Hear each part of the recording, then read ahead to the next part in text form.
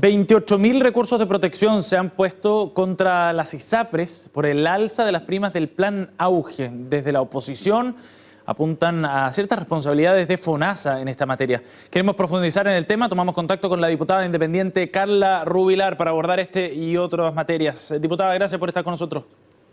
Muy buenos días, Sebastián. ¿Cómo está usted? Bien, pues diputada, interesado en saber detalles de este informe y el rol que tiene aquí FONASA. Explíquenos qué es lo que tiene que ver o cuál es la suposición que tienen ustedes respecto al rol que juega FONASA para determinar esta alza que ha sido bien alta y que ha generado ya estos recursos de muchos usuarios por la prima del Plan Auge. Mire, Sebastián, lo primero es importante explicar de que este decreto Auge, que entra a regir el 1 de julio, no está exento de múltiples problemas. Todos sabemos de que el decreto lamentablemente tuvo errores trascendentales que hicieron modificar de última urgencia el decreto para evitar que aumentaran aún más los copagos, que ya aumentaron muchísimo para todos los usuarios. Y eso tiene que ver con problemas y que estamos investigando en la Comisión Investigadora de Auge, pero que tiene que ver con un gobierno que cometió errores burdos, un gobierno que cometió errores de planilla Excel, una directora de FONASA que no fue capaz, y que hasta el día de hoy dice que no tiene responsabilidad, no fue capaz de revisar efectivamente la periodicidad y el aumento tan grave que estaban sufriendo en el decreto de los copagos. Pero lo más grave de todo eso, porque más allá de ese error que le insisto es burdo, es casi de Excel de un estudiante de primer año de ingeniería comercial, lo que quisiera decirle es que FONASA, para defender ese error, para defender lo que ha pasado, está justificando el alza de la prima de las ISAPRES. Se está diciendo de que efectivamente el costo es muchísimo más, que la gente debe copagar más, que las prestaciones estaban subvaloradas y que por lo tanto ahora había que aumentar el costo de las prestaciones, y con eso le está dando un insumo que no habíamos visto nunca antes para que las ISAPRES se defiendan de los requerimientos de los usuarios en tribunales. A nosotros nos parece extremadamente grave, Sebastián, que la directora de FONASA, cuando uno le pregunte, justifique efectivamente de que las prestaciones son más caras, de que debe cobrarse más la prima y que obviamente la gente tiene que copagar más. A nosotros nos parece que FONASA, defendiendo finalmente esta alza de las ISAPRES, comete un error gigantesco y permite que haya arbitrariedad y abuso por parte de las aseguradoras. Diputada, pero ¿es FONASA la que le está prestando y dando piso a esas alzas de las ISAPRES, o más bien FONASA se está pegando a lo que dice la ley al respecto? No, FONASA está dando piso, yo quiero decirlo con todas las letras. FONASA, en su defensa, que le insisto, ha sido para tratar de justificarse de los errores que ellos burdamente han cometido y de la decisión que tomaron de hacer un aumento de lo que se llama las prestaciones valoradas más el 30%, aumentando enormemente lo que son los costos de las prestaciones. Y usted, como sabe, el copago está en relación del costo de las prestaciones. Sí. Lo que vale la prestación, el 20% se copaga en FONASA C y D y en lo que son los usuarios de la ISAPRE. Cuando ellos validan ese nuevo cálculo, cuando ellos validan efectivamente ese nuevo costo y esa nueva estimación, validan obviamente el alza de la prima de la ISAPRE. Cuando ahora nosotros se lo hemos, entre comillas, mostrado que su defensa probablemente va a ser utilizada por la ISAPRE en los tribunales de justicia, ella se justifica diciendo no, las ISAPRE son libres y ellos deciden qué prima pueden utilizar. Mentira, todo está regido siempre por el sistema público, todo está regido por lo que dice. Tanto es así que lo que cubre FONASA es lo que cubre la ISAPRE. Lo que no cubre FONASA no tiene ninguna obligación de cubrirlo la ISAPRE. Hay una relación completamente lineal. Diputada, y lo que ha hecho la directora de FONASA es extremadamente grave. Diputada, entonces uno podría pensar que estos recursos que han presentado los usuarios tienen un mal pronóstico si es que la autoridad de FONASA le está dando la razón a las ISAPRE, ¿o no? Efectivamente, y eso es lo que más nos preocupa. Hoy día tienen una herramienta tremendamente poderosa si utilizan las mismas declaraciones de la autoridad. Y eso es lo que nos preocupa, porque habitualmente no estamos hablando del alza esta que es en marzo, de los planes y que empieza a cambiar, y usted comprenderá que depende de cuando uno cumple edad, ¿no es cierto? Claro. Y va cambiando, o cuando cumpla el plan, la fecha de vencimiento o de cuando uno lo tomó. Pero en este caso en particular, la inmensa cantidad de recursos que se están viendo es porque todos empiezan a regir el 1 de julio y tenemos una cantidad enorme de recursos que están todos juntos, que no se dividen en periodicidad mensual y que nosotros esperamos que efectivamente las Cortes sigan velando por el bienestar de los usuarios, porque, digamos las cosas como son, seguimos esperando la modificación de la ley de ISAPRE. Perdóneme que me moleste, porque el 21 de mayo de hace 2 años atrás, la presidenta Bachelet anunció la modificación de la ley de ISAPRE. Seguimos esperando hasta el día de hoy, el gobierno yo creo que se va a acabar, esa ley nunca va a pasar. Nosotros empezamos una tramitación de la ley de ISAPRE en el gobierno anterior del presidente Sebastián Piñera, que podrían tener en este gobierno muchos reparos, podrán querer otra cosa, cuando en realidad lo que uno ve por parte del superintendente de salud es que es casi idéntica, pero bueno, podrían haber avanzado en ese proyecto que está en segundo trámite, poder darle un empuje, poder haber hecho ahí las modificaciones y haber sacado la ley.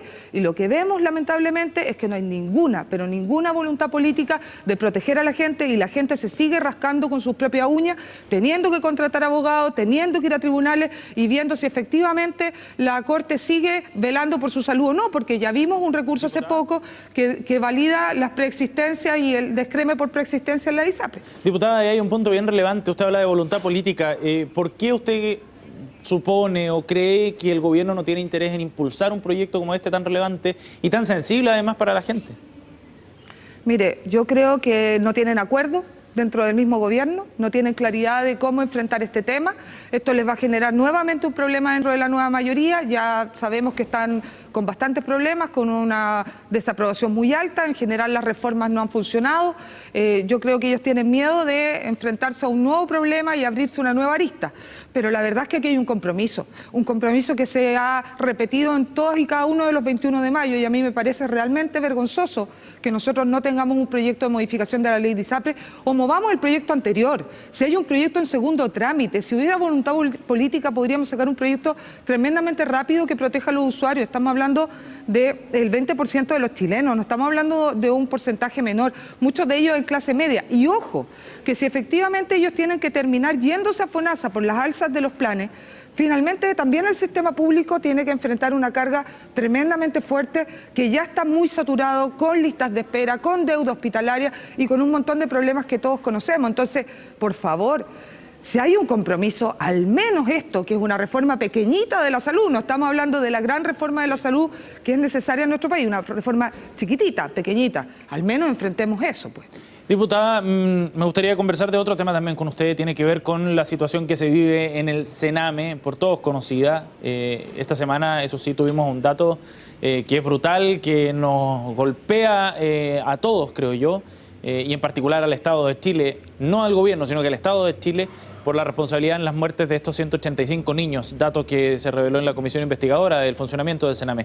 ¿Qué es lo que espera usted de parte del gobierno? ¿Por qué todavía, por ejemplo, no se ha anunciado una reestructuración completa del Sename o alguna medida de shock, considerando, de nuevo, las muertes recientes, pero en particular este catastro de 185 niños que fallecieron en centros dependientes del Sename en los últimos 10 años?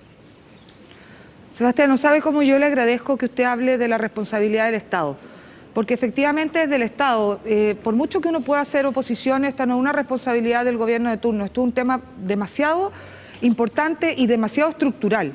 Cuando uno revisa hacia atrás se va a encontrar con 3 comisiones investigadoras, estamos en la 4ª, hay informes, todos se repiten con los mismos diagnósticos, los nombres cambian, cambia el nombre del ministro, cambia el nombre del subsecretario, del director del Sename, etcétera, etcétera, pero la verdad es que la situación de los niños, y cambian los nombres de los niños. Tenemos 185 niños que han fallecido del año 2006 a la fecha.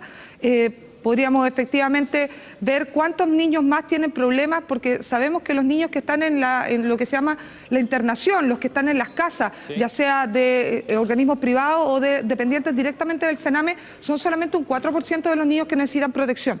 La cantidad de los niños que necesitan protección son muchos más, y también sabemos que muchos ni siquiera han accedido a poder tener una respuesta del Estado buena o mala como la que hoy día se está teniendo. Es decir, hay unos que ni siquiera hemos visto, que son invisibles.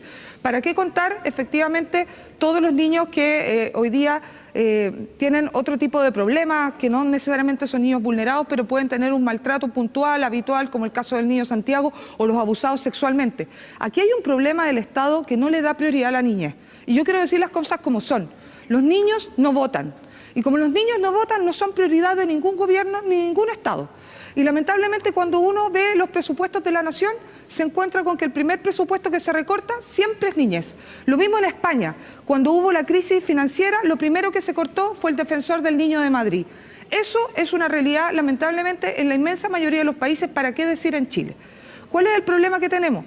Que necesitamos efectivamente que este Congreso, que finalmente va a interpelar o que finalmente hace crítica, tampoco avanza con la rapidez que debieran las leyes. y nosotros, ¿En cuál, y donde por yo ejemplo, me diputada? incluyo... ¿Ah? ¿En qué ley, por ¿Perdón? ejemplo, diputada? En la Ley Marco de la Infancia, que es la ley fundamental para poder sacar todo adelante, la Subsecretaría de la Niñez. Efectivamente, nosotros necesitamos que avance el proyecto que separa el Sename, necesitamos el proyecto que mejora las subvenciones de los organismos colaboradores, necesitamos sacar adelante una enorme cantidad de batería de proyectos de ley, pero le tenemos que poner el corazón también para sacarlo adelante y apurarlo y que salgan bien. El Poder Judicial también es relevante. Hay muchas veces que los niños necesitan y se sanciona. Hay un caso de José que lo llevó el diputado Kass, fue a tribunales, dieron orden de que el chiquillo fuera internado en una unidad de salud y resulta que la unidad de salud le dijo que no podía, que no tenía capacidad, y así lo vemos, y vemos a los niños muchas veces dopados con medicamentos porque como no tenemos otra respuesta más, los dopamos, o vemos a salud que mira para el techo y que dice que no tiene, o se gasta los recursos en deuda hospitalera en vez de habilitar las unidades. ¿Por qué?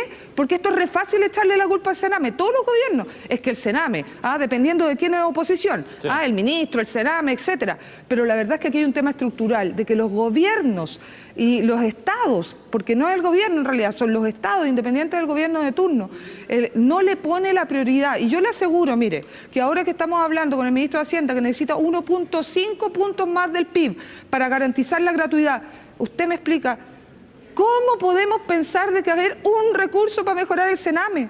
Si nosotros queremos garantizarle la gratuidad de la educación a las personas que tienen recursos para pagarla. Mire, a mí me encantaría que nuestro país lo hiciera, me encantaría.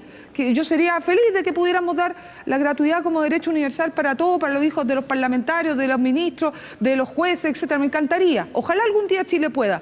Pero mientras existan problemas en el Sename, mientras la gente se muera en los consultorios y en los hospitales esperando una hora con un especialista o un remedio de alto costo en las enfermedades raras, no me pidan que nosotros digamos que está bien, si eso no tiene ética, Sebastián. Diputada Rubila, le agradecemos muchísimo su tiempo para analizar estos temas con CNN Chile, muy amable. No, gracias Sebastián, que esté muy bien. Buen día.